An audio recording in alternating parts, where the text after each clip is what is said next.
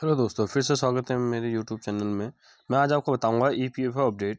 PF कर्मचारियों की लगी लॉटरी, अब हर महीना मिलेगी पेंशन। जानिए जल्द। जैसे कि आप बता रहे हैं कि एक ईपीएफओ के द्वारा जो अपडेट जारी की गई है, तो पीएफ कर्मचारियों की लगी लॉटरी जो अब हर महीने मिलेगी पेंशन। तो इस बारे में थोड़ी जानकारी आपको बता देते हैं। सरकारी या प्राइवेट जॉब करने वाले या तो गवर्नमेंट में होंगे या प्राइवेट में होंगे, तो करते समय आपका जो पीएफ करता है, पीएफ फंड जो करता है, फिर वो खुश हो जाएं। पीएफ से जुड़ी कुछ ऐसी बातें जो शायद आपको पता नहीं होगी। क्या आपके पता है कि पीएफ कर्मचारियों को हर महीना पेंशन मिलने का भी प्रावधान है? यह सुनकर चौंक जरूर रहे होंगे, लेकिन 100% सच है, क्योंकि ईपीएफ की तरफ से पीएफ कर्मचारियों को नौकरी छोड़ने के बाद हर मंथली पेंशन का फायदा दिया जाता है, जिसे जानना आपके लिए बहुत ही जरूरी है। सरकार की तरफ से पीएफ कर्मचारियों के लिए ईपीएफ और ईपीएस स्कीम चला रखी है। मतलब कहने का मतलब है, जो हर साल सरकारी जॉब हो या प्राइवेट जॉब हो, उनको हर महीने पीएफ में से पेंशन जरूर मिलेगी, हर महीने मिलेगी, हर मंथली पेंशन मिलेगी, जिसमें जो पीएफ कर्मचारी को नौकरी छोड़ने के बाद हर महीने की जो पेंशन का फायदा मिलता है, वो क्या निकलेगा, उसमें एक पीएफ होता है और एक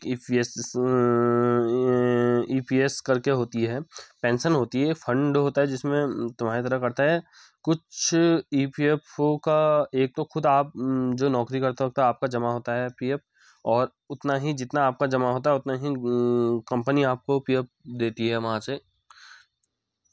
तो और कुछ पैसा आपका ईपीएस अकाउंट में जमा हो जाता है, पेंशन के रूप में जमा होता है। तो इसी स्कीम चल रही है। इन दोनों में से ईपीएस स्कीम पीएफ कर्मचारियों के लिए किसी वरदान की तरह है।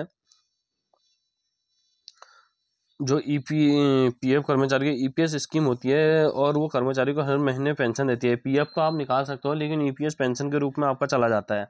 उसको आपकी मंथली सैलरी बन के आपके उसमें आती है, तो उसके लिए मंथली, तो इस स्कीम के तहत हर पीएफ कर्मचारी को हर महीना पेंशन का फायदा दिया जाता है, जिसे जानकर आपका दिल खुश हो जाएगा। अगर आप भी पेंशन का लाभ लेना चाहते हैं तो जरूरी बात ही ध्यान रखना।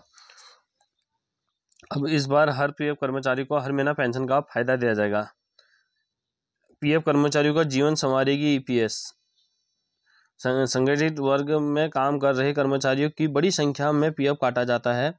बहुत सारे जो संगठित वर्ग में जो भी पीएफ सरकारी गवर्नमेंट एम्प्लॉय प्राइवेट एम्प्लॉय हैं, तो उनका जो पीएफ काटा जाता है वो बड़ी संख्या में काटा जा रहा है, जिन्हें सरकार की ओर से सालाना ब्याज का फायदा भी होता है। सरकार की ओर से जो सालाना ब्याज का भी फायदा होता है आपको अब ईपीएस स्कीम के तहत हर महीना ईपीएस स्कीम के तरह हर महीना पेंशन का फायदा मिलेगा, जिसे जानना बहुत ही ज़रूरी है। इस योजना से संगठित क्षेत्र में काम कर चुके रिटायर कर्मचारियों को भी फायदा मिल जाता है। कहने का मान है, जो कर्मचारी अपनी नौकरी से रिटायर हो चुके थे, उन कर्मचारी को भी इस चीज़ का फायदा मिलेगा,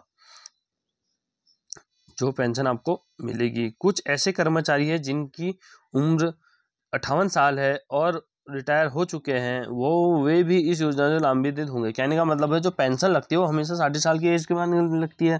60 साल जब आपको एज हो जाती है तभी लगती है ना, कहने का मतलब है। तो इस बार ईपीएफओ की तरफ से की है कि थोड़ा 2 साल पहले, मान लो 58 ईयर्स में भी आपको पेंशन, अगर आप रिटायर हो चुके हैं, कोई कर्मचारी 58 की एज में, आपके 58 साल की एज में अगर आप रिटायर हो चुके हैं, तो 58 के हिसाब से तो आपको भी उस पेंशन का लाभ दिया जाएगा। रिटायर होने के बाद भी उसमें का लाभ मिला जाएगा। ऐसे कर्मचारी को फायदा मिलेगा जिन्होंने मिनिमम 10 साल तक की नौकरी की हो। मतलब 10 साल तक की नौकरी ईपीएफओ में की होगी, मतलब कि अपने कर्मचारी ने जो भी होगी लगभग नौकरी जो की होगी अपने, प्राइवेट हो या सरकारी, तो 10 साल तक की तो होनी चाहिए। ईपीएस योजना को साल 1995 में लॉन्च किया था, जो ईपीएस होता है, तो उसको जो हो गया 1995 में ही लॉन्च किया गया था। इसके मौजूदा और नए ईपीएफ सदस्य को भी शामिल होंगे। ईपीएफ के भी सदस्य भी और भी शामिल होंगे। ये हर साल बढ़ते जाता है। ईपीएफ फंड में कर्मचारी की सैलरी में से 12% का समान योगदान करते हैं। मतलब कर्मचारी की सैलरी में 12, जितना ही कंपनी उनका काटती है फंड ईपीएफ, तो उतना ही कंपनी भी आपको उतना ही पैसा देती है जितना कि उनका काट के दोनों को मिक्स करके आपकी मंथली पीएफ कटता है। और कुछ पेंशन उसमें से आपके पेंशन में भी जाता है। इसके अलावा कर्मचारी को योगदान का पूरा हिस्सा ईपीएफ अकाउंट में चला जाता है। मतलब दोनों का जो कटता है, फिर वो दोनों का जितना ये जमा होता है कर्मचारी का, उतना ही कंपनी का भी कंपनी द्वारा भी दिया जाता है। तो दोनों का मिलके वो इनकी ईपीएफ अकाउंट में चला जाता है। ठीक है। नियोक्ता कंपनी शेयर का 8.13%, मतलब कहने का था 8.33% कर्मचारी पेंशन योजना ईपीएस में और 3.67% हर महीने ईपीएफ अकाउंट में ट्रांसफर होता है। कहने का मतलब है जो पेंशन है उसमें कितना परसेंट आपके पेंशन में जाता है और कितना प्रतिशत आपके ईपीएफ में जाता है। तो करीब पेंशन में जो होता है 8.33% ये आपके ईपीएस पेंशन में जाता है और 3.67% ये आपके ईपीएफ अकाउंट में जाता है, जो ट्रांसफर में हो जाता है।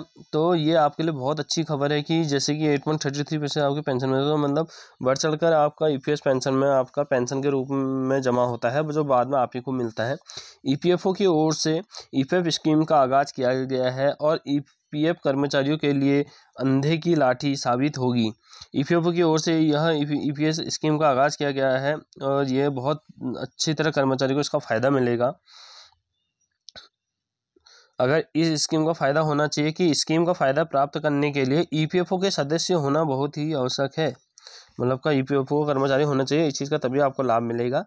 इससे 10 साल तक नौकरी की हो, आपकी आयु 58 साल हो, आप 50 वर्ष की आयु होने पर भी ईपीएस का पैसा निकालने का काम शुरू कर सकते हैं, मतलब कहने का मतलब है अगर आपकी जो सेवा है, जो आपने काम किया है वो 10 साल तक का होना चाहिए, उसकी जो भी काम किया गया है, लेकिन आपकी आयु जो है वो 58 साल है या उससे कम है, मान लें कि 50 साल में भी है लेकिन काम आपने 10 साल का किया है, तो आप उसका ईपीएस का पेंशन भी निकाल सकते हैं, क्योंकि आपकी ये जो काम है वो 10 साल आपका पूरा हो चुका है। तो आप ईपीएस का पैसा भी 50 साल की उम्र में भी निकाल सकते हैं। इसमें आपको 2 साल 60 साल उम्र तक के लिए अपनी पेंशन को रोक भी सकते हैं, क्योंकि 2 साल अगर 58 साल में आप निकालना चाह रहे हैं, अगर 2 साल और रुक जाते हैं आप 60 साल में, अगर आप 60 ईयर्स की एज में अगर आप निकालना चाहते हो तो आप उसमें थोड़ी देर 2 साल रुक सकते हो। और ईपीएस और 95 की टेबल सी पर निर्भर रहती है। मतलब कहने का मतलब है 95 में जब लॉन्च होता है उसकी जो टेबल है वो सी पर निर्भर करती है। न्यूनतम पेंशन राशि बढ़ाकर 1000 रुपये की है जी। इसमें आपको हर महीना 15,000 रुपये तक का पेंशन का फ़ायदा मिल सकता है। मतलब अगर आपकी 60 साल की एज अगर हो जाती है तो आपको 1000 रुपये की जो राशि है वो राशि बढ़ाकर मिल सकती है और आपको हर महीना 15,000 रुपये पेंशन का भी फ़ायदा मिल सकता है। तो आप 60 साल की एज में ही पेंशन का फ़ायदा ले सकते हैं। और हालांकि 60 साल की एज में लेना आपके लिए फ़ायदेमंद होगा, क्योंकि आपको बढ़कर मिलेगी पेंशन। तो ये आपके लिए बेस्ट रहेगा कि आप अगर 60 साल की एज में अपनी पेंशन लगाना चाहते हैं और सर्विस आपकी 10 साल की हो चुकी है तो आपको ईपीएफ से बहुत ज़्यादा फ़ायदा मिलेगा। अगर आपको नहीं जल्दी निकालनी है पेंशन, तो आप अपनी पेंशन नहीं चाहिए तो आप अपना ईपीएफओ ऑफिस में जाके अपना पेंशन विड्रॉल का फॉर्म भी भर सकते हैं और वहाँ से पेंशन नहीं चाहिए का आप फॉर्म भरने के बाद जितनी आपके पैसे जमा हुए होंगे, वहाँ पे अमाउंट जमा होगा वो आपको आपके खाते में मिल जाएगा, वहाँ से वो आपके खाते में चले जाएगा, आपको पेंशन नहीं लगेगी। अगर आप नहीं लेना चाहते तो उसके लिए भी प्रावधान है। तो आशा करता हूँ आपकी मंथली पेंशन अगर आप लेना चाहते हो तो ये आपके लिए ईपीएफ कर्मचारी के बहुत हो गए, आपके एज के लिए फ़ायदेमंद रहेगा, आगे की भी एज के लिए, क्योंकि जो आपको हर मंथ मिलेगी आपको पेंशन के रूप में, बहुत बेस्ट आपके लिए ईपीएस अकाउंट जो कंपनी के द्वारा आपको दिया जाता है। तो आशा करता हूँ दोस्तों मेरी वीडियो आपको पसंद आई होगी। प्लीज़ मेरे चैनल को लाइक सब्सक्राइब और शेयर ज़रूर करें और ऐसी ही वीडियो के लिए मैं बार बार आपको जानकारी देता रहूँगा। और मैं आपको एक चीज़ बताना चाहता हूँ कि ईपीएस और ईपीएफ में जैसा हो सकता है, जैसे कुछ लोगों को ये चीज़ समझ में बात नहीं आती कि ईपीएफ का और ईपीएस का क्या मतलब होता है। ईपीएफ जो होता है जो आप विड्रॉल कभी भी कर सकते हो, चाहे वो आप एडवांस के रूप में विड्रॉल करो या फुल रिटायर, मतलब नौकरी छोड़ने के बाद 2 मंथ आपको वेट करना पड़ता है और उसके बाद ही आप पूरा सारा पैसा पीएफ का विड्रॉल कर सकते हो, पेंशन को छोड़ के। पेंशन अगर आप 10 साल आपने सर्विस की है तो वो आपके पेंशन के रूप में आपको मंथली पेंशन का फॉर्म भरना पड़ेगा, तो ऑनलाइन के थ्रू ही वो हो जाता है। तो आप इस चीज़ को भी पेंशन के रूप में यूज़ कर सकते हो। लेकिन बट अगर आपको अपना पीएफ का विड्रॉल एडवांस, कभी आपको मैरिज के लिए, कभी कंस्ट्रक्शन के लिए, कभी इलनेस के लिए, आप एडवांस के रूप में आप इसे निकाल सकते हैं, नेचुरल क्लाइमेट के रूप में, या एडवांस आपको चाहिए होगा किसी वक्त भी, हर वक्त आप निकाल सकते हो।